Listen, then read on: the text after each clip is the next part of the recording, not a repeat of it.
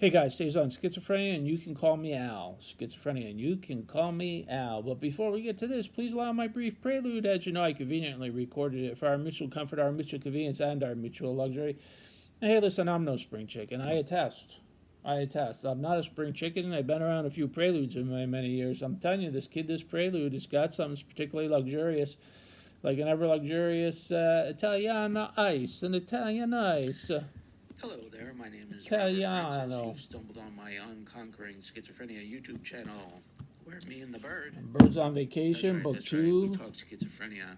Call it TESC, the the Essential Schizophrenia Companion, otherwise known as the Companion. I'm a licensed clinical social worker, 15 years. The Companion. That's a lot of gabbing and chatting. I've been diagnosed with schizophrenia It's not the Companion. for 5 and 1. It's the Companion. And that puts a little gray fleck in my beard. Thank you for joining me on my channel. Now to topic. Oh, many years ago, some 20 years ago, I worked in a group home for people with mental illness. I was in recovery, so I was working, but we had 9 residents, and one was, let's call him Al, and you can call me Al. One day Al came in, great guy. Terrific guy, very nice guy, very cordial, very nice, very polite, all of that. Terrific guy. But he had schizophrenia, and one time he walked into the office, and we were in there, and he said, you know what's going on, right? And I said, no, what's going on, Al? He's like, you know I'm Jesus. You know I am. You know I am. Don't try to tell me I'm not. You know I am. You know I'm Jesus. I was like, oh, okay, all right. We have, I'm thinking, well, we have a blatant psychosis, and you might want to say, well, he could have been Jesus incarnate. Well, anything is possible, but I'll tell you this. I had the very exact same experience about a year earlier when I was psychotic and untreated at the time, and I had the same religious ideation. I remember it very clearly. For a brief period of time, I thought I was Jesus. I thought all the people around me were various religious figures, like the Virgin Mary, God Himself, apostles. It was it was a really bizarre day.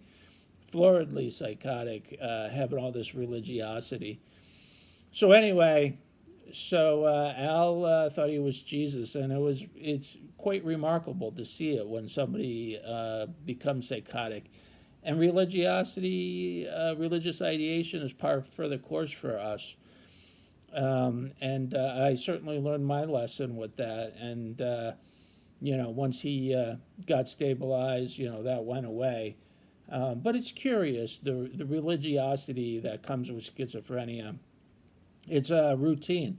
And some people really buy into the religiosity. And in my opinion, that's not the way to go. There's a difference between a religiosity with schizophrenia and being religious, a huge distinction.